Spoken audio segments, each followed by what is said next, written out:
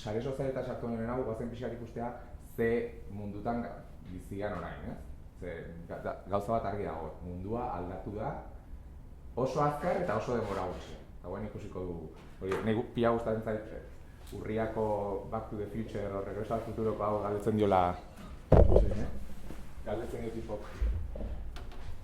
momento, Doc, ¿de qué estás hablando? ¿Qué nos ocurre en el futuro? ¿Nos volvemos gilipollas o algo parecido?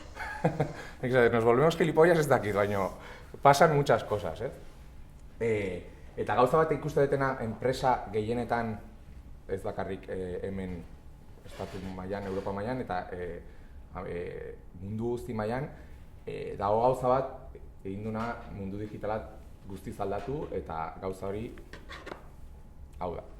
Ikustet, nik pantalla bat dauket, hor beha ikustet 3 pantalla dauzke, hor dago konzentratuta.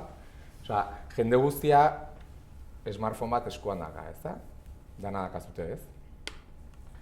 Zer gertatzen da horrekin? Bizi guztia hitz egiten genuen marketing on eta marketing off, ez? Marketing tradizionala eta marketing digitala, eta orduan enpresa guztiak pues daukate talde digitala edo pertsona bat esperto digitala. De repente, inoiz ez da teknologia bat hain azkar sartu sozietate batean, mobila izan den bezala, eta on-off zubi hori guztiz galdu da. Osea, gu gara egun osoa on. Ez dago off eta ez dago on, ez? Eta hori enpresetan sartzea nahiko zaila izaten da, estrategikoki aber nola sartzen duzun. Adibidez, tabernak ja on. Ezkontzak jende guztia bere mobilekin. Kuadrilla, on, sagardotekin lengon, denak argazki gateatzen. Internetetik gateatako, jarren un kuadrilla eta Tolosako uste taldeko bai. Kontzertuak, nahi honek kriston grazia egite, kontzertuko tiketa erosi eta gero pantalla batetik ikusteko. Grabatzen duzu ez da ez errentzuten, baina jende guztia hor grabatzen. Bueno, kontzertuak ere on, ez? Azkenen autoak, eta gero nik beti, industria, netzako baita oso garrantzitsua da, ez? Nahi jende guztiak, batez ere nire inguruan, jende gehiena industria arloan lan egiten duena, esaten dira, baina eske hori ez da, industriak ez du funtzionatzen hor. Eta nik uste zuzendari danak nire inguruan, eta danak bere smartphoneakin, eta zu betzea on, eta ni bai, baina nire bezeroak ez digo, eta zu betzea bezero industriala ere bai, eta, bueno, industriare on da, azkenen nola jatzen zean, ja, zu ikusiko. Hegaldiak, nahi horrek, hegaldiak zan, wifi-a ez zegoen toki bakarra, eta guain ja wifi-a sartzen hasi dira, eta hasta hegaldiak dia on, lehen lokuluska elikitzeik ezun da, guain ez da hori hegaldietan gehienetan ez. Hemen guaindik ez dago gehiagi, baina estatu bauta jute maztea, ja, wifi-a dago abi guzti. Eta OEA, on, zeinek ez duki diskusioa OEA naber mobilakin kentzeko edo, nire etxen adibidez mobila ez da sartzen logela. Eta bueno, azkenen mobila o mugikorra desblokeatzen dugu, más o menos, 120-150 aldiz egunero. Nik uste dut, hori estatistika hori igotze dutela, igual ez dakit, 500 aldita, baina ongo da jendea gutxu. Egun osoa konektatua. Eta Twitterren ikusten genuen 182 trafikoa, 182 egun normal batean mugikorretatik zetorrela. Ja ez gai esaten 115, 120, esaten 180tik gora. Eta ez da gelditzen, goraka jarraitzen. Hau, Googleen ja 2012an arazo bat bezala hasi izan zen mobilaren aldaketa hori, Google beti ohituta jendeak bere bilaketak ordenadorean iten, publizitate pila badakazu, diru pila bat ateratzen dute, eta de repente jende hasten da desktopa edo ordenagailu normala uzten eta mobilatik gehiago nabigatzen eta gehiago bilatzen. Zer gertatzen da, Googleek igual 11 anuntzio jartzen dizu bilaketa bakoitzako, eta mobiletik bakarrik 2. Orduan, monetizazioa aldean baita efektu fuerte badaka, ez? Osea, Google innovatzailea eta enpresa berrikoia eta mobilak ere afektatzen dio bastante. Osea, ez da bakarrik enpresa zarrak sartu behar gala mundu honta, baizik eta incluso enpresa teknologikoak 2000 urte inguruan hasita eta super innovatzailea dienak baita problemak, nola mobilaldean ibili, ez? Edo monetizatu edo dirua lortu. Eta, bueno, nahi kasu hau grazia iteit gogoratzate dedrez, ez da? Niretzako beltza eta urdina, seguro, ez dink ez dut ulertzen nola, baina hau nola, mobilak mundu honetan zer gertatzen da, tipa hau, ikusiko ez du,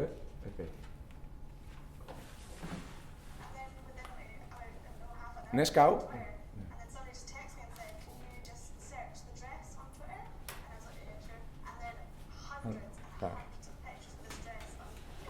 zuk imaginatu ze gertatu leke, ez? Tipa honek bere amakin dago ezkontza baterako soineko bat erosten, eta bere amak ikusten zuela kolore bat, eta beak beste kolore bat. Argazki atera, eta ordu erdi barrua bere lagun batek esatik baina. Zuk ikusten zaidan gertatzen zure mezu horrekin, eta gano, danak ikusi genuen, danak opinatu genuen, toki guztian azaldu zen, eta bueno, azkenen, hau ez da normalen gertatzen, baino. Potentziala holako gauza gertatzeko beti daude, ez? Azkenen mundu ero konektatu hontan, gauzak veloziade ikaragarren dituzte. Benetan, honen arrakasta etzan izan bere inguruko tweetak, baizik eta bere lagun batak edo ez dakit nork jarri zuen eta Taylor Swift eta Kim Kardashian eta buena aiatu zen, eta klaro, horiek tuitatu zutenean, izan zen mundu guztira aiatu zirenean, ez? Osea, azkenin influentzia daudan jendeak lortzen dute viralizazio. Bueno, hau da, pixkat, tweetak nola ibiltzen dian mundu guztia.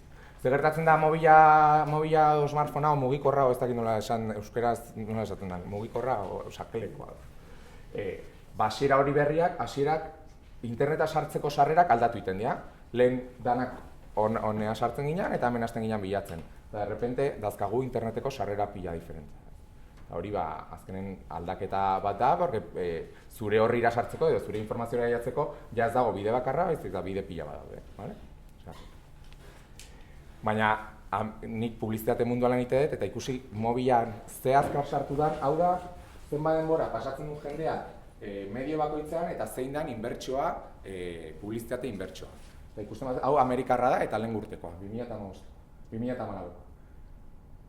Jendeak 124ko denbora pasatzen dugunean mugikorretan eta 108ko bakarrik inbertsioa dago.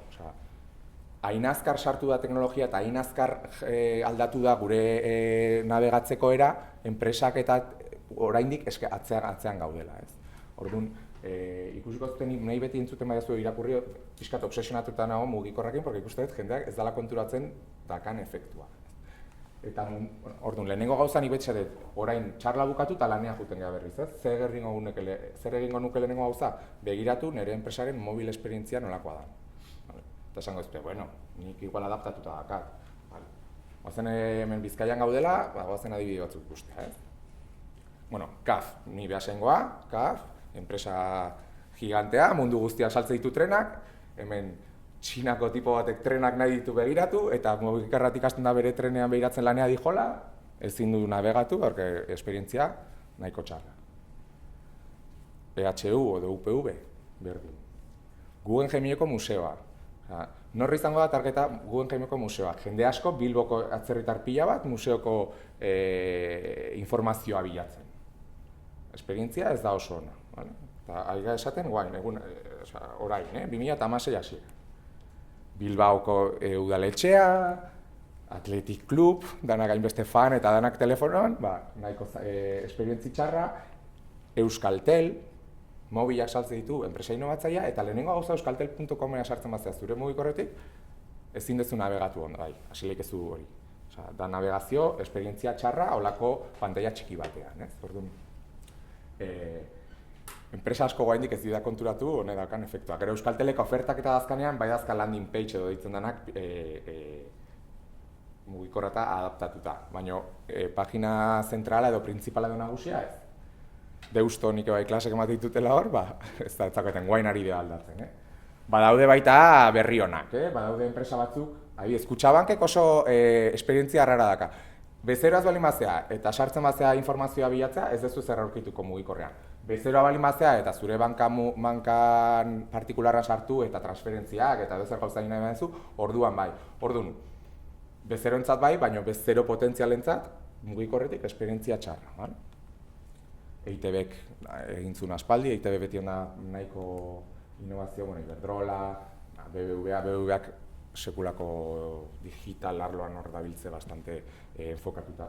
Nik beti esatet, mugikorreko estrategia gabe, emaitzik ez pentsa izango dituzula digitalean, eta gero ez da gutxigo. hori izango zen niretzako lehenengo gauza sare sozialeta sartu baino lehen hau. Batez ere sare sozialeta sartu baino hau, zeren ikusi ez duen bezala Twitter erabiltzen badezu eta Twitterren zuek txarla honen informazioa jarri eta 180eko trafikoa mobilan izango da. Orduan, segun hori eramate dituzun jendea ez balin badago adaptatuta, gaina ez dakau pazientzik, Osea, sartu eta ikusten badago horri horten ez dugula informazioa bilatzen, osea, segundu batean sartzen den tipoa kanpoa jutu. Eta beste tweet bat beratuko du, ez dala zer ikusia honekin. Orduan, beti mobila buruan izan. Nik askotan esaten dut, enpresa txikiri ez balin badute mobila adaptatzeko dirua edo kapazitatea, adibidez, ez eraman jendea zure web horrira, mobilean, eraman adibidez jarri informazioa zure Facebookeko horrian, edo zure Twitterreko horrian, edo beste horri bat, mobilera adaptatuta dago. Azkenen, baina beti buruan eduki jendean nondik ari da navegatzen. Eta nola aldatu den eta zein azkar aldatu den. Argi geratzen da, Edozein galdera, bota lasai, familien gaudela. Orduan, betiko galdera, nire enpresantzat sare sozialak beharrez bai, esan. Zure mugikorraren kontua, gehiago responsibatzea begiratu da aplikazio... Baitu, galdera ona, eta ez dago erantzun bat. Segun ze enpresa, ze informazio eta ze interakzio egiten duen zure bezerok mugikorrean edo zure web horrian, esperientzia desberdinak pilatu beharra dazkazu. Onda azkeneko urtetan explosion de apps bezala, danak apps egiten hasi dira. Eta benetan, zure bezera ez balin bada rekurrentea, ez balin bada beti zure web horrira bueltatzen dela zertarako app bat eukitzea, ez du zertarako balio. Instalatuko dute lehenengo aldiz, erabiliko dute behin, eta ez dira berriz sartuko. Eta hori, enpresa pilatzea gertatzen zaio. Bankako batei ez, porque azkenen zuk horre egite dituzu zure transakzioa. Baina informazioa edo daukan web batean app bat egitea, nik ez nuke nitu. Orduan, edo responsive, edo nik guain enpresa zerotik hasten bada, nik beti esatet mobile first. Pentsatu mobilan ze informazio gibarrezun, preparatu mobilerako, eta gero pentsatu gehiago informazio sartu nahi baina ja, ordenagailu normal batean zako, zer gehiago sartuko zenuke. Eta ez da erresa, porque azkenen pantalla txiki baten informazio gutxi sartzen da, eta baino hor lan egin behar da zein den informazio garrantzitsua zure enpresatzen. Responsibek asko oso ondo funtzionatzen dute, baina hori, tipiko hori, nor gara, non ligatoz, gure organigrama, eta esatezu, hori nor interesatzen zaio zuri eta zure jefeari, eta hori ezkutatu jarri nun baitan mugikorretik inorrek ez du behira behar. Holako gauzak, tipiko. 1953 urtean fundatu zen hori oso ondo dago extra bezala, nahi bazu web horrian pixkat horatzen ezkutatuta norbaitek interesa bali madaka baino. Web horri, mugikorrako web horri batean, inork ez normalean ez hori. Eta hori, nik beti esatetet. Sareak beharrezkoa dira segun zertarako eta nola erabili behar dituzu. Eta hori beti azten duguna. Nola funtzionatzen du sare sozial berri bat etortzen da lehen. Lehenengo gauza, perfila iriki. Bigarren gauza, publikatzen hasi. Hirugarren gauza, emaitzak etxoin. Eta laugarren gauza, askok nahi esan, ez dute funtzionatzen. Sare sozialak ez dute funtzionatzen. Eta zertarako erabiltzen dituzu eta, hori, sare sozialak publikatzeko, baina publikatzeko zer eta zertarako. Orduan, ni pixkat, esate datenen, emaitzak ez dira lortzen, beti esate, nola esan daik ez emaitzak ez dira lortzen, marketing digitalakin neurtu dezakezu edo zer gauza. Zure euro bat inbertitu dezuna, badakizu zer gertatu da euro horrekin. Beraz, emaitzak neurtu ditzazkezu. Gauza da, ez dakizula zer neurtu eta zertarako erabiltzen dezun. Nik jartzen dut beti hau, esate datenen sare sozialak edo interneteko publizitateak edo ez dula emaitzak lortzen, esate eta zer lehen irratiak eta periodikotan jartzituzun anuntzioiek ze emaitza zuten. 300 euro jarri hor Diario Baskon edo Korreoan jartzeko anuntzio bat eta horrek zer retorno zakan. Interneten jarri eta badakizu zenbat jendek egin du klik, zenbat jendek hortik erosi duen, gauza gehiago neurtu lehizkezu, beraz, emaitzak lortu ditzakezu, gauza da zertarako lortu nahi dezun, ezta? Eta hori, nik beti lehenengo gauza zetena, helburu zehaz batzuk finkat. Lehenengo gauza pentsatu zertarako erabili badituten sare sozialak, zertarako erabili bardeten nire web horria, zertarako erabili bardeten marketing digitala. Eta orduan, pentsatu perfilak iriki eta orduan hasi argitaratzen. Eta orduan ja esan lehikezu, emaitzak nik pentsatu nituen emaitzak ez dituen lortzen. Beti esatez, basiko. beti, basikoa, baino ez dugu egiten. Beti lehenengo gauza iriki, publikatzen hasi, eta gero itxoin ez dakit zer. Milagro bat edo, mirari bat edo. Orduan, saretan helburu pila bat itzen ditzazkezu, pila bat. Gauza, ez dago helburu bat enpresa bakoitzentzat. Nik enpresa pila batekin lan indet, batez ere oso enpresa hunditan, eta segun ze nahi duten, sare sozialak erabiltzen dituzte, arlo diferentetako, bale? Adibidez, bat izaten da liderazgo, ez? Enpresa asko nahi dute, bueno, izan lider del sector, eta orduan, haiek komunikazio arlorako pixkat posizionamendurako erabiltzen dute, eta igotze dituzte beraien informazioa, beraien estudioak eta bar, eta bueno, jendea jarraitzen dute, beraiek lortu nahi dutena da, hori, pixkat liderak izatea, sektorean, primeran, hori niretzako komunikazio helburu bat da, oso. Komunikazio departamentuak, horientzako, da beraien erramenta perfektoa. Deklarazioak, prentsaurrekoak, dana gaina momentuan, horiek oso ondo erabiltzen dituzte, baina ez dia marketing arloko edo negozio aldeko helburua. Innovazioa, berriz, posizionatu nahi baduzu, hau, Domino's Pizzak, order pizza with a tweet. A ber, egite dute hau ez jendeak pizza bat eskatu behar delako tweet bidez, baiz eta enpresa innovatzailea beti berritzen daudela, posizionatu nahi dutelako, bale? Benetan nork eskatu behar du pizza bat tweet batekin. Nahiko arraroa da, baina bueno, medio guztietan azaltzen dira, enpresa innovatzailea, Domino's Pizzak hau lantzatu du, bueno, beraientzako importantea da marka berritzaile bat bezala azaltzea merkatuan, eta hola konpetitzen dute besterako enpresekin. Hau asko erabiltzen da, bezero, arreta.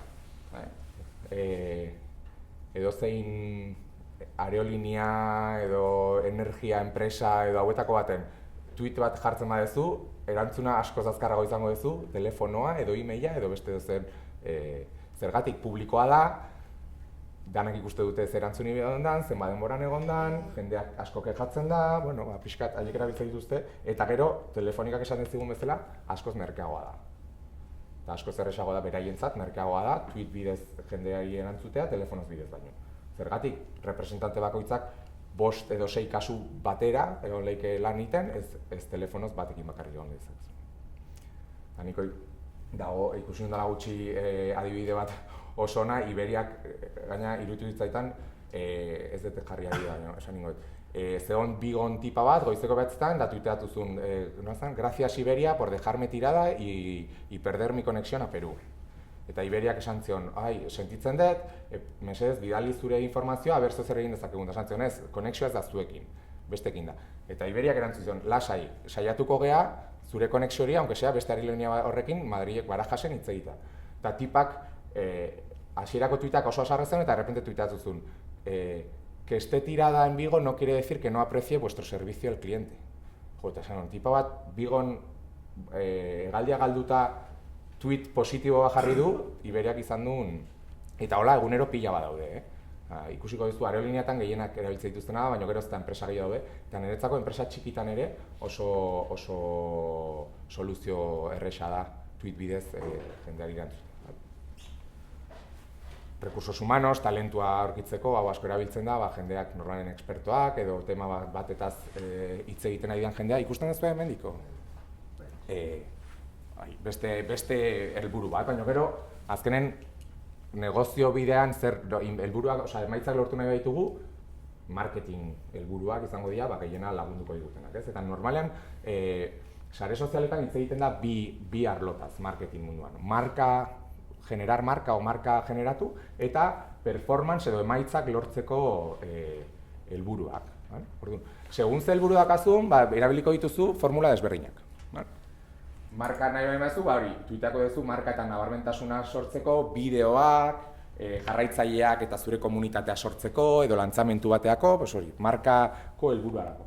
Performance dia askoz espezifikoa, trafikoa lortzea zure web horria mugikorrera adaptatuta baldin badago, gogoratu, edo leads bakizu zer dian, askotan enpresa askok ez baldin badute online saltzen, behar dituzte leadak sortu, ez? Sortu kontaktu horiek gero salmenta ekipoak edo enpresa industrial batek ez du online saldu behar, baina bai lortu ditzake lead horiek online, eta gero bere salmenta ekipokin edo ekipo komertzialakin hori aurrera eraman eta azkenen txinatu. Eta gero oso interesantea izaten dira app duten enpresentzat instalazioak lortzeko. Facebook dela 3 urte hola zebilen, bolsan eta dana, ez zuten oso ondo ikusten beraien etorkizuna, ez ziren nahi dirua lortzen, appan soluzioa lantzatu zuten eta milioika enpresak, enpresa gutxik, baina milioika da inbertitu zituzten Facebooken eta Facebook horaka igo zen, eta hortik Facebooken lortu du mugikorra mundu hortan oso interesgarria eta erakargarria izatea enpresa teknologiko askontzat. Osea que segun ze helburu dauzkan gure enpresak, erabiliko ditugu soluzio ezberdinak. Beti, hirugarren gauza da, pentsatu lehenengo helburuak eta gero goazen pentsatzea nola egingo dugu, bale? Nondik hasi? Zenbat sare daude, pila bat, nik hemen jarri ditut 8 pixkat buruan dazkagunak.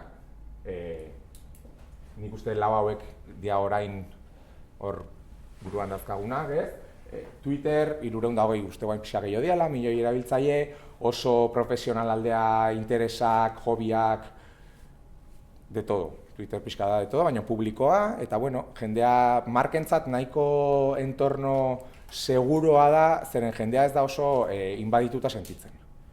Publikoa da, eta orduan nola tuiteatzen duzun gauzak eta jende guzti ikuste ditun, markekin erlazioa nahiko naturala izan da hasieratik. LinkedIn oso profesionala, niretzako industria arloako marketing digital arloan, gehiena LinkedInetik lortu ditzakezu sekulako kontaktuak, kontratuak, nahi kolaborazio pila bat lortu ditut, lana pila bat gauza lortzen, oso garrantzitsua. Facebook, niretzako masiboa, marka masiboa bali maztea, Euskaltel bat, edo lako hemen ez dauzkago hainbeste enpresa jende masiboarekin, baina Facebook azkenen 1.500.000 milioi pertsona daude Facebook. Ez da, nahi ez asko gustatzen Facebook, ez naiz oso fan pertsonalki, baina enpresa asko oso indik. Enpresa txiki bezala Facebooken emaitza lortu ditzakezu, nik niretzako duda dazkat.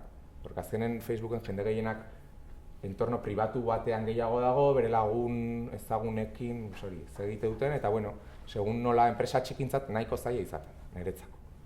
Enpresa handik nola kontenidu pila bat egite dituzten, eta beraiek agentzi pila dituzte hor, dana mugitzeko, horiek egia esan da oso lan hona egite dute eta Facebooken emaitza lortzen dituzte. Nik enpresa txikikin gehiago kostatu zait Facebooken emaitzak ikuste. Eta gero Instagram, hau super de moda, lehen gurtan 300 milioi erabiltzailea aurten 200, nik uste dut guain esan gutela 250 edola, oso bisuala, enpresa oso ondo da hor, niretzako enpresa handi eta txikientzat beti moda, mundu bisualean baino zaude, ez dakit, janariak, alimentazioa, segun badaude, nik arlo industrialean Instagram nahiko zaila ikusten dut. Badaude kasoak, gero ikusiko dugu bat Marx Line erabiltzen dituztela, eta baino beste helburu diferenteak. Hauek izango dira. Eta gero, hauek zautzen dituzue? Snapchat erabiltzen duzue? Bai? Zuke, ez? 20 bat urte baino gazteago edozein ezautzen baduzue, eta 15 urtetik bera edo, alucinante. Ni nire jo bai 13 urte dazkala lehengo gunean erakutsi zen 200 jarraitzaile, egun, flipatu inun.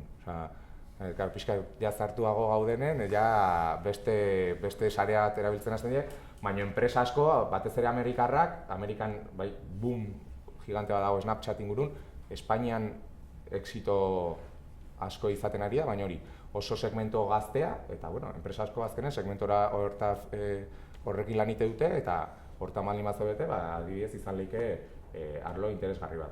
Ez da oso intuitiboa, nahiko sare ikasi barra dago pixkat nola funtzionatzen dute, baina iloba, o alaba, o semea, o lengusua, o limako ez dute hori 15 urte ingurukoa, esan egun baten 5 minututan esplikatzeko, eta nik aluzinatu ginen, da hori aspalditik dakatela instalatuta, baina.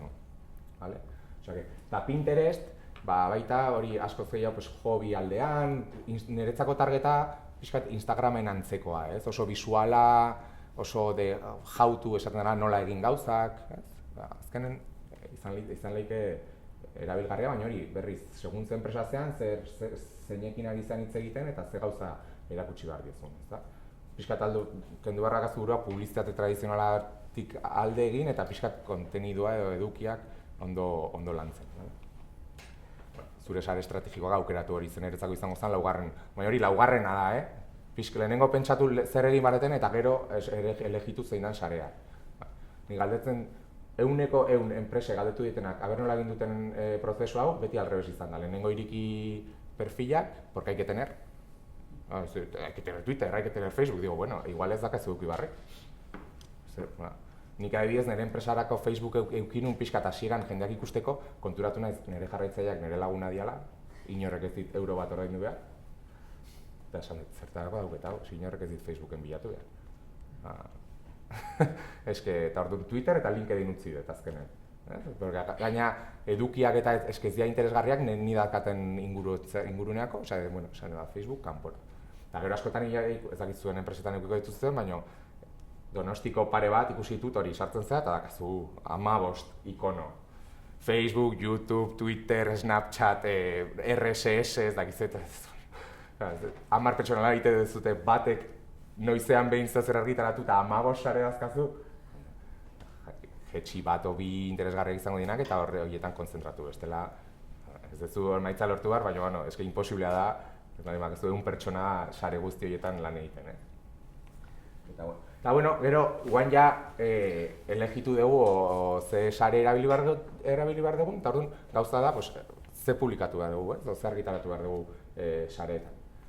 Ja badazkagu helburuak, badakigu zertarako publikatu behar dugu, guazen horrekin hastea, gratis edo doainik hori da hoena dakatena, lehenengo gauza gratis uzten dizue, Twitterren nahi ezuna gratis publikatzen duzu, Facebooken baita, Facebooken ez da horren beste ateratzen, Twitterren 100% bakarrik, zuk argitaratzen duzun post bakoitzak, izan litzake 2-3 deitzen dena impression rate. Esan edo, zure jarraitzaileen 2-3 ikusiko dutela post hori. Hori espero zenuten, askotan gertatzen da. Baina errepika ditzaket postak, errepikatu 3-4 aldiz, ordu desberdinetan, ez dakazu inongo arazorik. Batez ere dazkagun timeline horiekin hainbeste jende jarraitzen eta da, ez daga impactos, ez daga inongo arrazoi, bale? Baina hori, beti buruan izan behin tuiteatzen dezulako ez dituzu emaitza asko eduki behar. Eta Facebookek beste algoritmoa daka eta segun relevantea den edo ez, gehiago ateratzen du edo ez. Azkenen modeloa da pixkat pagatzen, ordaintzen juten zean bitartean, gehiago erakutsiko dute zuretan. Zenen haiek ere negozio, gogoratu sareak negozioa diela baita, hemen doainik gauza gutxi. Eta bueno, nik edukiaren estrategia pentsatzen beti sareetan 2 alderdi pentsatu behar dira. Planifikatua eta erreaktiboa. Eta ben ikusiko dugu zer dian bakoitza. Planifikatua da, tipikoa, badakitzek ze gauza gertatu behar dian, badakit orain beraldiak daudela, San Sebastian eguna bihar, San Valentin hemendiki hilabete batera, gero aste santua, eta segun ere enpresak balin badazkat gauzak, promozioak, produktu estazionalak, pixkat badakit edukiak nola hasiko naizen planifikatzen, ez? Eta hori da, normalen enpresa guztik ite dut planifikatu. Hau da, Black Friday-ako, ikuste duzu, enpresa guztiak Black Friday. Nola sare sozialak oso egunekoak dian eta berehalakoak eta gaur gertatzen ari danak oso importantzian daken, enpresa guztiak horta sartzen dira eta azkenen honek arrakasta pila bat edukitzen du. Egun bakoitzean pixkate personalizatu zure produktuak, zure gauzak, egun horietan. Adibidez, nik hau hemen Bilborako. Museo Guggenheim naiz eta ni dakat Twitterren, pixkat, azkenen 2 urtean egon da, normalean Twitterretaz gehiago hitz egite, baina izan leike beste dozein saretan. Zure helburua atzerriko bisitariak erakartzea Museo Guggenheimea, ez? Zer egin lezakezu, estrategia adibidez, Twitterra jun eta bilatu, Visit Bilbao, Visiting Bilbao, jende askoak esango du, I'm going to Bilbao next week, tal. Bilatu horiek nik esango nien, ez? Imaginatu, bilatzen dut hau izan dela Andy Smith. Eta jartzen du, Visiting Bilbao next week, can't wait, any tips? Eta zuk Guggenheim izan da, manualki erantzun lehik ez dut, eta esan, Bilbora bazatoz, etorri Guggenheimera esposizioa dagoela. manual, doainik, tipo batei, zerbitzua ematen, Bilbora datorrela. Nik pentsatuko nuke, hau, estrategia ona izango da. Hori, eskuz egiten da, eta zuk bilatu barra dituzu, hori, zure interesatzen zaizkizun, jende hori bat. Piskat industrialagoa, hemen Euskadi mailan gehiago daukela, antzerakoa, sektore holiko pieza batzuk bilatzen nahi den tipo bat, eta, enpresa bat, eta estatu batutan nahi ditu bezeroak lortu. Zeiten da normalen, sektoreko perfilak bilatu, eta tipo hau Andy Smith berdina, enbeden bizitin Bilbao, ahi da hitz egiten The Green Energy. Eta zudakazu oportunidade bat, tipo honi erantzuteko eta zure informazioa bialtzeko. Askotan ez dugu erabiltzen, proaktiboa da, baina benetan oso ondo funtzionatzen dut, batez ere Twitterren berriz irikia dalako, eta dozein bilaketa egin dezakezulako. Galderak, pixka eta arpegiakola ondo? Eta gero beste aldea da, pixka alderdi divertigarriagoa, erreaktiboa, esaten da, el real-time marketing edo plan for the moment, hau da, egunean gertatzen dian gauzakin edo gertakariekin bazuk zure mezuak hor sartzea. Hau izan zen, Espainia mailan egon zen tweet arrakastagarrina. Goratzaten Messi azaldu zen traje gorri honekin lehen urten Balón de Oro hartzea, eta Telepizza jarri zon, desmentimos la noticia, no hemos fichado a Messi como repartidor de Telepizza. 30.400 retweet izan zituen. Horrek esan nahi du, igual 2 milioi pertsonako inpaktua, doainik, bakarrik zer gertatzen da. Hori ez dute inundik atera. Telepizza badaki, beraien marka gorria dela. Futbola, beraientzat oso momentu interesgarria dela. Ikusi zuten momentu, zen, bueno, tuita, eta, karo, arrakasta. Hau da, ni marka hondekin, egia esan da, politena hau pixkat planifikatza da, ez? Ez da planifikatu gabe gertatzen. Badakizu, pixkat koloreak, tematikak, ze aldeetaz tuiteatu dezakezun, eta, bueno, lehen jarri duten bideoa, urriak 21 izan zala hori, Back to the Future-en ateratzen zen urte hori, marka pila batek erabili zuten, egun hortan bertan, 24 ordu lehenago inorrek etzekin hori zala, baina norbaitek esan zuen, hau zen, pelikulan saldu zena, eta jende guztia sartu zen horretaz hitz egitea, ez? Taula pixkat hori, plan de moment edo eduki flexibilidade edo azkartasun hori, egunero gertatzen dian gauzetan, pixkat zure mezua sartzeko. Berriz, hau edo hainik dira, ez dezu zer galtzen, ez da? Eta D3 lehen ikusi dugun bezala, pila bat enpresa baita sartu zian hortaz hitz egiten, Lego eta azaldu zian bideoa, baina hemen Volkswagenek adibidez oso nintzen tueke kolor lobez, ez da ikusten oso azkarra dalako kotxea. Osea, bueno, pixkat adibide. Eta gero beste aldea, eduki promozionatua, eta hau da haiek diru ateratzen duten arloa. Zergatik da interesgarria, lehen esan dugu, argitarapen bakoitzak 1/2 impresioak eukilitzakela, ez? Osea, zure jarraitzaileetatik 1/2 edo 3 ikusiko dutela, baina inoiz ez dute ikusiko jarraitzen ez dituzten jendeak. Beraien soluzioa, ordaintzen dien soluzioekin, lortzen dezuna da, zure targeta, badakizula zein dan, ia 100% inpaktatzea. Bai Facebook, bai Twitter, bai LinkedIn, bai orain Instagram hasi da baita arlo hau sartzen, zuk esatezu ni nahi dut Euskal Herriko segmentu honetako jendeari tweeta bazaltzea, eta horrekin lortzen duzu jende horri tweet hori azaltzea, beti promozionado bezala beran.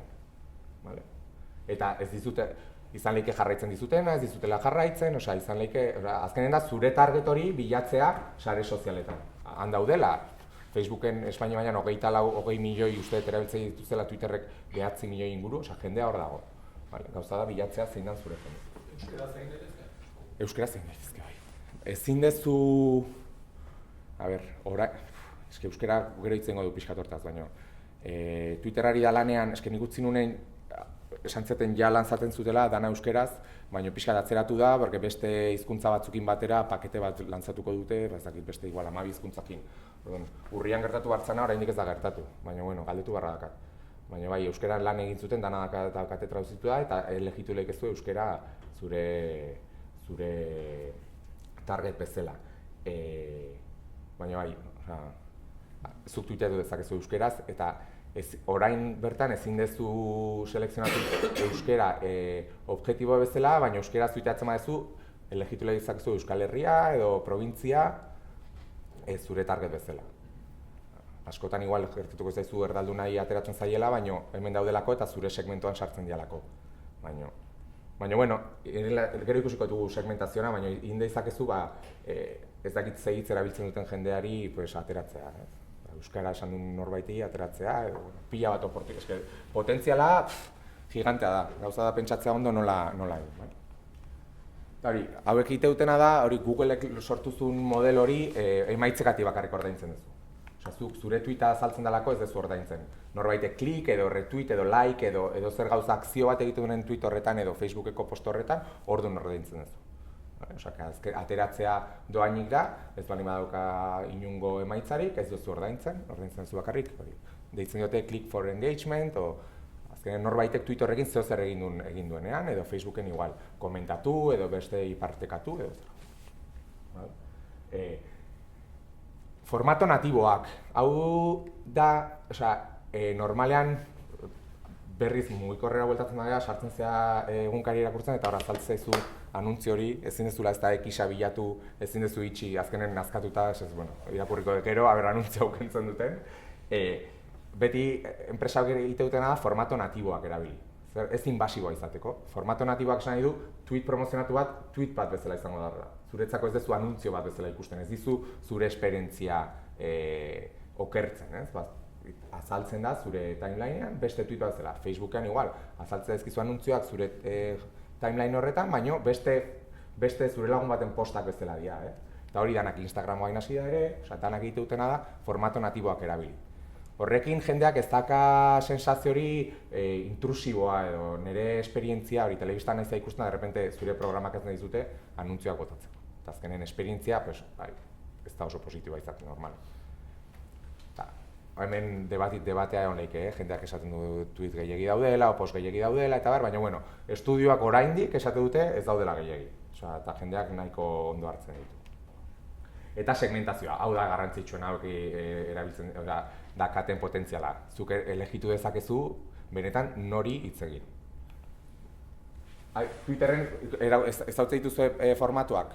Erabiltzen ditu 3 formatu erabiltzen diet, Facebooken antzekoa dira, kontu promozionatua, nahi badituzu jarraitzaileak lortu, tweet promozionatua, azaltzen dela promoted by, eta azaltzen dizu zure timeline horretan, eta gero trending topic ere promozionatu ezakezu, baina hori garestigoa dira eta 10.000 euro inguru eguneko ordaintzen dira horregoteko, trending topicen gainean.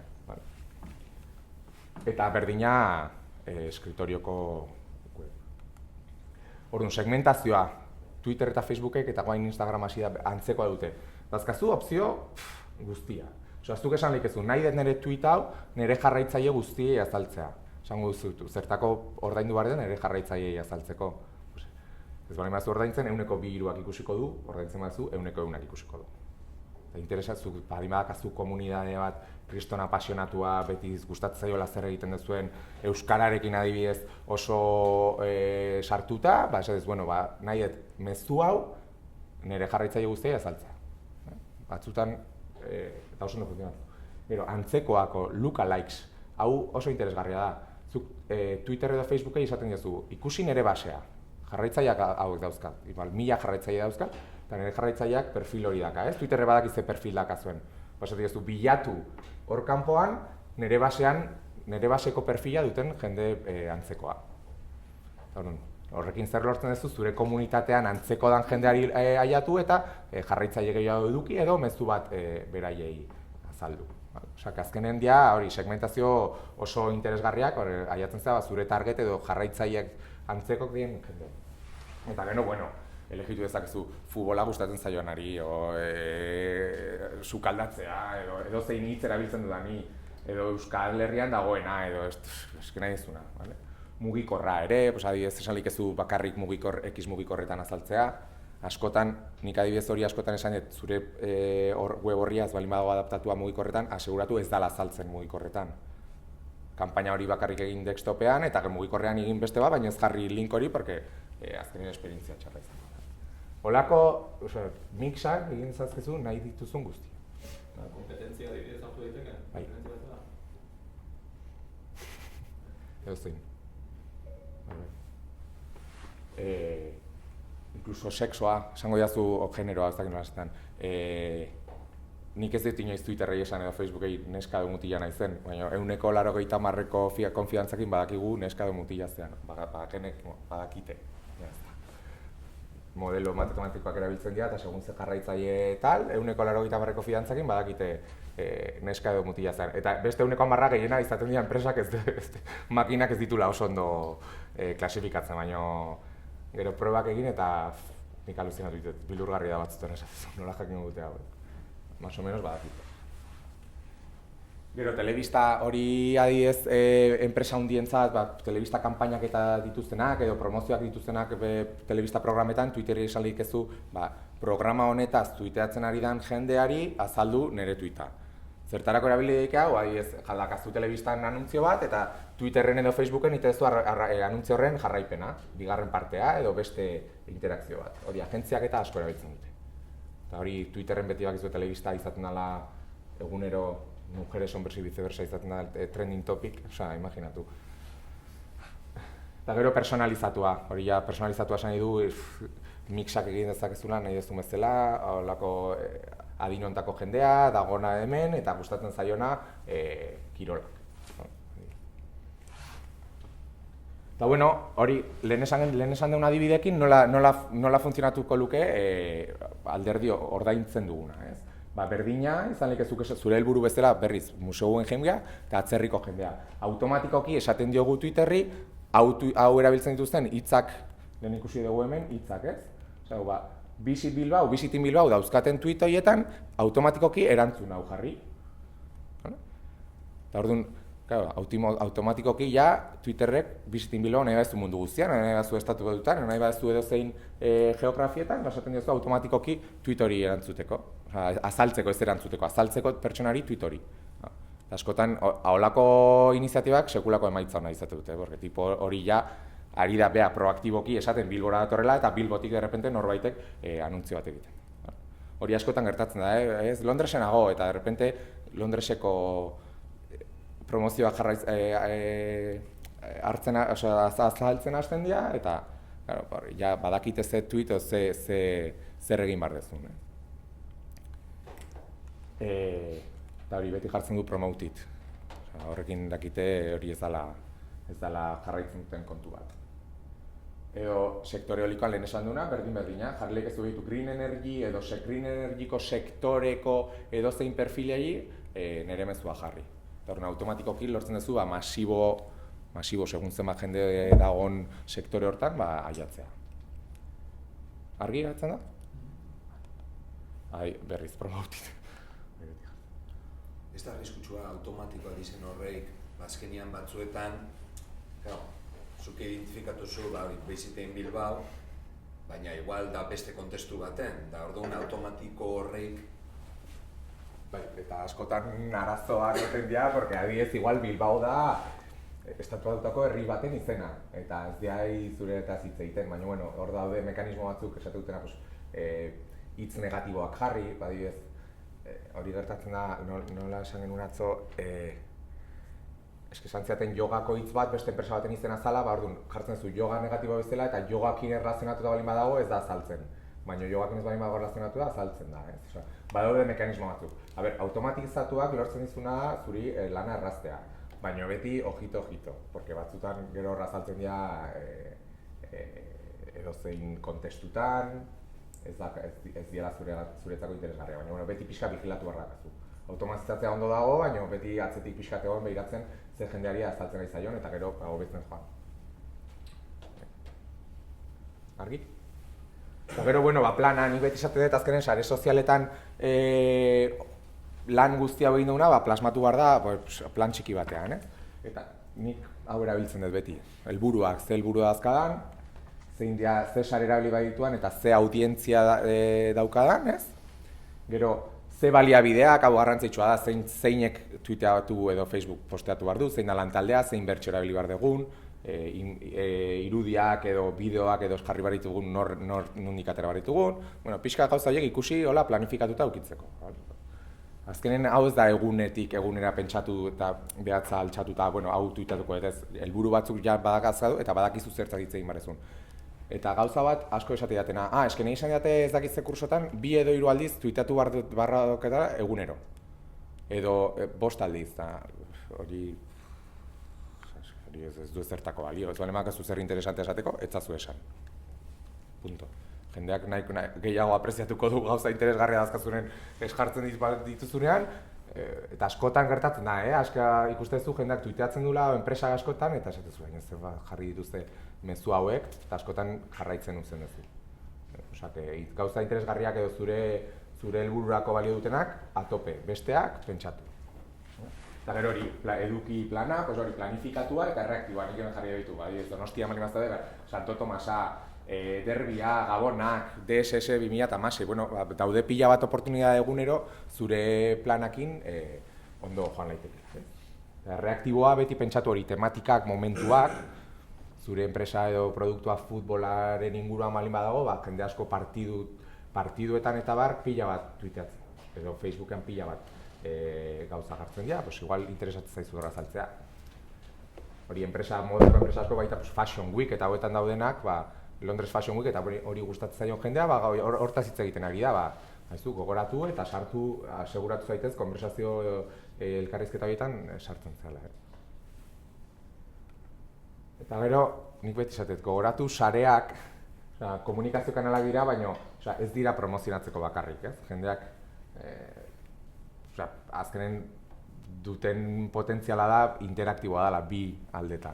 Ez da bakarrik ni zuritze egiten, baizik eta edonork menzionatu edo zuen produktua esan, edo zuen enpresaretaz zozer esan, egin like, egin retweet o erantzun esan eskerrik asko, daukan impactoa inkreiblea.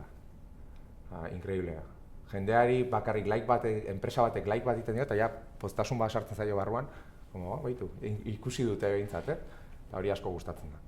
Eta hori edo zein enpresari, like edo gustatu edo egiten badezu, gaina ez da inun azaltzen, hori hor gehitzen da, pertsona bakarrik ikusten du, eta seguru pertsona horrek gero gauza gehiago esango ditula zuri buruz.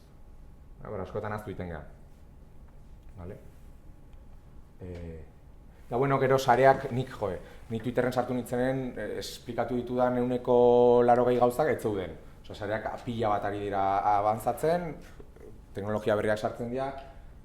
Ni hasi nintzanen tuita bakarrik 140 karakter zituzten, ez zeuden irudiak, ez zeuden bideoak, ez zeuden ezer, eta gero hasi zen sartzen irudiak, bain bideoak, formularioak direktamente tweet bertan, weba trafiko eramateko soluzioak, hori aplikazioak lehen esan dudan bezala, bideoa, orain baita inkestak daude, inkestak egintzakezu direktamente, hau nire ex-lankide bada. Mezuak lehen 140koak zian, guain edozein konversazio izalik ezu bere mezu pribatuetan. Hori bezeroen arretakin eta oso ondo funtzionatzen dute. Azkenen konversazio izan lehizakezu Twitterren, da zakazu inongo ezer eman beharrik. Bain ezagutzen dezute? Bain da teknologia bat 6 segunduko bideoak errez egiteko, ez? Eta hori, markak pila bat erabiltzen dituzte, handiak bat azkenean Iberiak bere logo aldatu zunean, sare sozialetan bideoa mugitu zuen, hau HP-ko oso ona da, bere tableta. Gero Samsungek baita bere kamera pixka promozionatzeko. Oso kreatibo, entorno kreatiboa da, pixkat kreatiboa balin bazeate eta probatu errez egiten dira gauza. Hau, Valentino eta pixkat. Eta gero Periscope baita hau nik Twitterren lanzatu hartu genuen gauza bada, egin dezakedana da, hori, nire mugikorretik, oraintxe ikusten nahi naizena, emititu, ez? Eta azkenen azaltzen da. Gehienetan ezak erabilera gehiagirik niretzako. Batez ere ez balin badakazu zozer oso interesgarria, edo lantzamentu berri bat, edo zozer zure jarraitzaileak ikusteko, ez? Baina, markak erabiltzen dituzte, pila bat, Antena 3ek adibidez, eguneroko telediarioa baino 10 minutu lehen hau Periskopa jartzen dute eta ikusten duzu nola egiten ari dian. Azken minutuko nerbioak, erredakzioa nola dauden azkeneko orduak hartzen, fanatikoak direnak teleberri horrekin, igual asko gustako zaie, kurioso, jende bastante jarraitzen dute egunero eta iladanak berdinak dira. Eta jende horri, pentsatzen kazetaritza munduan eta baita dagoen jendea, azkenen interesatzen zaizu zer dagoen horratzean. Eta baldago emaitzik, bueno, hori galdera hona da, funtzionatzen du. Esaten da guk enduzken inkestatan 183 direktores de negozio zuzendariak sare sozialetan askotan produktuak eta deskubritzen dituztela, ez? Edo 156ak esaten du erostera joaten denean, influentzia daukala Twitterren ikusi duenatik. Eta bueno, hori jarriko izkizuet hiru adibide. Lehenengoa, Orange 3. Tipo hau, Kordobako tipo bada, daka naranjak bere kortijo haundi horietako batean, eta hasi zen naranjak, Twitterren komunitate bat egiten, naranja ekologiko, benetako naranjak erosi nahi zuten jendeak. Eta dauzka 3.000 segidore, eta tipoak, bialdu zizkigun ofizinara, ezakitzen naranja, 1.000, ez da ikusi, 1.000, porque esaten zuen, berak lortu dula, kriston arrakasta, da ezin ditu, berak uste 500 inguru bezero ditula, ezin ditu gehiago eduki, porque bere lurrak ez ditu naranja gehiago ematen. Eta beraiekin erlazionatzen da Twitter bidez, igotzen ditu behitu badazkan naranja berriak, eta jendeak eskatzen ditu directamente. Enkantau, baina enkantau. Zaten zuen hori, bere helburua azkenen naranjak saldu eta bezeroak fidelizatu. Hortako erabiltzen du bere kontua, 500 bezero berri lortu dituzten, 170 Twitterretik. Eta daka historia polis bat, porque kaskabar bat hemendik 10 egunetan martzun repartu bat, eta de repente kaskabarra erori izan, eta dana destrozatuta, naranja guztiak hausita, eta zeintzun tuiteatu, eta esantzun sentitzen dut, jendea asarratu ordez, no te preocupes, dazkazunean bidali, ez dakazu dirua bueltatu beharrik, ez dakiz. Azkenen lortu du erlazio hori, azkenen bere bezeroekin. Enpresa oso txikia, imaginatu. Gero, hau, Mark Klein jarri da Twitter, baina Instagramen ere oso ondo. Mark Klein munduko transportista handina, gaina, bastante dana kontenedore enorme horiek edozein trenetan, barkutan eta ikusten dianak, ez? Erabiltzen dute beraien kontua, bai Twitter, bai Instagraman, marka eraikitzeko. Eta egite dutena da, bezeroen gana gerturatu, bezeroak dienak, eta askotan, haiek esatute, it's about engaging, not pushing. Eta egite dute, zure merkantzia transportatzen ari dan barkun, sekulako argazki politiak eta tuiteatu eta jendeari komentatu eta esan behitu zure merkantzia barku honetan dator. Bueno, haien helburua pixkat hori fidelizatu eta jendea pixkat gerturago sentitzeko. Mark Klein, mas industrial eta hotza zaila izangoa enpresa bat bilatzea. Baina, bilatu dute, beraien alde bat, sare sozialak erabiltzeko. Eta hau ere, hau Bellota antzeko enpresa bada, ez dakit kolaborazioak egite dituzte baita, estatu dutan dago, eta beraiek konturatu zian, nekazariak eta beraien erramientak erabiltzen zituztenak, zakaten arazo bat, eta juten ziala YouTubera ikustera nola erabiltzen zian erramientak, how-to esan dena, ez? Eta orduan, zein dute, bere publikoa bilatu dute sare sozial desberdinetan eta egite dituzte bideoak nola erabili beraien erramientak. Eta helburu azkenen nekazari eta banatzaileekin eta distribuidore guztiekin hori konektatzea. Esaten dute, agin hitzarria, $10.000 milioi beraien sozial media estrategikotik etorri, beraien sozial mediako estrategiatik etorri direla. Ez dakit nola egin duten kalkulu hori, baina eston iruditzen zait, baina esate dute horrek lagundulela konektatzea, jende askok beraien erramintak gehiago erabiltzea edo gehiago erostea. Hau dira, jarraitzaile pila bat dituzte, Facebook adibidez hauek nekazaritza arloan jendea interesatu da dona, beraientzat oso interesgarria da. Nei iruditzen zait oso kasu politia, porque hori, esatezu, nik hemen erramintak egite ditut nola konektatuko naiz.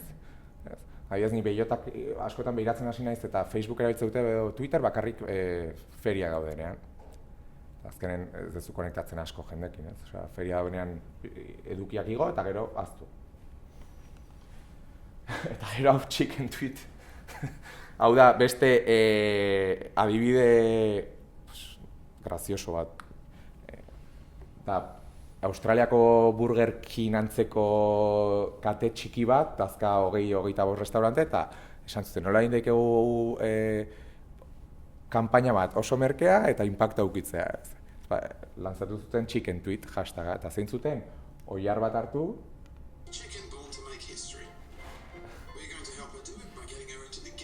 bueno, esplikatzu izuet, lehenengo oi askoa tuiteatzen duna,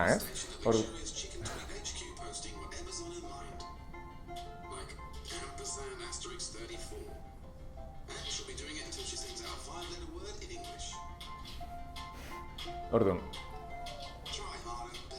kanpaina nahiko, nahiko basikoa da, baina gaina mundu guztian azaldu da eta marketing munduan nahiko zabala egin da. Gauza da, oiarra sartu barrua eta jarri tekladu bat, eta esan hilabete batean ingleseko hitz bat, 5 letrako hitz bat tuiteatzen badu, ez dakitze, irabazten dugu ez dakitze. Kanpaina honekin bakarrik azaldu da toki, Australia guztian, jende guztiak tuiteatu du kanpaina hau, kostea, kasi zero. Hau grabatzea eta tekladu bat, pentsatzen dut Appleko tekladu hori. Bueno, iruditzen zait, kasu kurioso bat, hola, sare sozialak pixkat modu diferentea erabiltzen. Hau da azaltzen dian tuitak. Miranta honek berdade, esaten du. Jendek erantzun egiten dio gaina, 2000 jarraitzaile zuten eta nik egun batzu berandu ikusi dituen eta 55.000 inguru zeuden, bakarrik, oiasko bat tuiteatzen jartzeagatik. Gauza erokerioa, baina behitu ze impactoa eta ze niretzako emaitza, negozioko emaitzak ez dut ikusi, baina impactoko emaitzak oso onak iruditzen zaizkit. Eta bueno, nik esatet, hitzaldi hau eta gero zer egingo nuke, guain bueltatzen naizenean nire tokira, ez? Lehen gauza, mugikorreko esperientzia begiratu. Ona bada, perfecto, aurrera, jarraitu hurrengo pasura. Ez bada ona, pentsatu, sare sozialak edo erabiltzen hasten manaiz, nora bialdu behar dedan jendea, bale? Pentsatu zertarako erabili behar ditudan sareak, helburuak jarri, orduan sareak aukeratu, eta gero publizitate probak nik egingo nituzke oso merkea da. Jarri lehikezu kanpaina bat 50 eurokoa eta probatu aber nola saltzen den, zure hitz edo interesak edo targeta dakazuna, beraien gana iristeko, bale? Nahi ezu... Bialuko izu bestela, Eta nik hori, baita, hemen oso industrial, nik beti esatet, industria saretan dauden pertsonak osatzen dutela, ez? Jendek esateko hau urruti dagoela, ez? Ikusten da, badaude kasuak oso ondo erabili dituztena, eta gero, iristeko zati hau, mugikorretan pentsatu, edukiak eta kanpainak ondo planeatu, eta azkenen probatu, neurtu eta hobetu, ez? Azkenen horiek izaten dira, netzako sare sozialak benetan emaitzak izateko behar dituzun ingredientes, nola esaten da ingredientes? Osagaiak, jolin. Eta bueno, nik ja beste alde batetik esaten, askotan esaten dute, sareak martxan badauzkate enpresa digitala naiz? Ba ez. Nik hori nik nire lana nola bideratzen ari naiz, ez? Jendea guztiak hitz egiten da transformazio digitala, eta gero esaten dute, ni ja digitala naiz, Facebookeko horri badakat, oso ondo, super digital, ez? Orduan, nik transformazio digitala azkeren zer da? Transformazioa eta digitala. Bitz. Transformazioa esan edo negozio bat aldatzea, bilakatzea, transformatzea, ez? Bilakaera nahiko nabarmen bat izatea. Eta digitala azkenen da, erramintak digitala daudelako orain, errazten dizutela transformazio hori izatea, ez? Niretzako bi hitz horiek oso garrantzitsua dira. Orduan, nik niretzako transformazio digitala, teknologia digitalak adoptatzeagatik emaitzak lortu eta inflexio puntua saiesten duen enpresa baten evoluzioa. Dauden erramintak. Orduan, zer gertatzen ari da guain? Niretzako hau nahiko interesgarria da. Dazkagu bezeroak, hemen alderdi digitala eta hemen off, ez? Zein da digitala eta zein da off. Bezeroak superdigital. Langileak, igual. Pixka gutxigo, porque normalean gaina guain teknologia gehiago dakagu poltsikoan, enpresa baino. Normalen ordenadoreak zarragoak eta dana izaten dira. Langileak hor gertu. Eta gero, Eta gero dazkagu, enpresak pixkat atzeratuta, alderdi tradizionaletan lan egiten, eta instituzioak pixkat atzerago orainik, ez? Eta zer gertatzen ari da azkeneko urteetan, kompetentzia sartzen hasten da, eta direktamente teknologia digitalak erabiltzen, bum, eta aurreratzen hasten dira bai enpresek eta bai instituzioai, ez? Askotan hori gertatu da, Uber eta, hotel, transporte, edozein sektore handi horietan, baina, edozein sektoretan gertatu dezake, ez? Orduan, hori buruan izatea, kompetentzia, eta nik inglesez esaten da, survival of the fittest, ez? Azkenen flexiblea eta preparatuta dagoen pertsonak, azkenen lortuko du aurrera jarraitzea eta besteak bidean geratuko dira. Orduan, nik galdetzen zuen nola eta transformazio digitala orduan zer da, ez? Nola egiten da? Nik ikuste ditut beti 3 arlo daudela. Gaur ikusi dugu zati bat. marketing digitaleko zati bat, netzako izango zen hori bezero digitala, alderdi horretan nola jatzen izan bezero digital horta. Vale? Hori izango zen alderdi gehiena, enpresa gehiena lan egite duten alderdia, bezero digitala eta marketing digitala lan egitea. Garrantzitsua, negozio digitala, azkenen, zein pertsona, organizazio etorri daiteke eta nire negozioa pixka disruptitu edo, ez dakit nola esaten. Eta niretzako garrantzitsuena enpresa digitalean lan egitea. Enpresa barnean digitalizatzea, kolaborazioko erramintak erabiltzea, big data esaten dena, orain dazkazun datu guzti horiek erabili erabakiak hartzeko, ez? Hori izango nintzeko 3 alderdietan lan egitea da. Beti pertsonak egite dute hau, ez da teknologia, azkenen transformazio digitala pertsonana da, ez da teknologiana. Eta hori, bakoitzan daude gaur ikusi dugu zation digital marketing arloko zatitxo bat izango zela sare sozialak, baina azkenen enpresa bat digitalizatzea esan nahi du alderdi askotan lan egitea edo behintzat reflexio bat izatea, ber nola zauden, preparatuta hori survival of the fittest edo flexiblea dan pertsona horrek, enpresa horrek sobrevivir? Bizirauntzeko, jolin. Vale? Así que hori gaur ikusi dugun, digital marketinga hori zatitxo bat.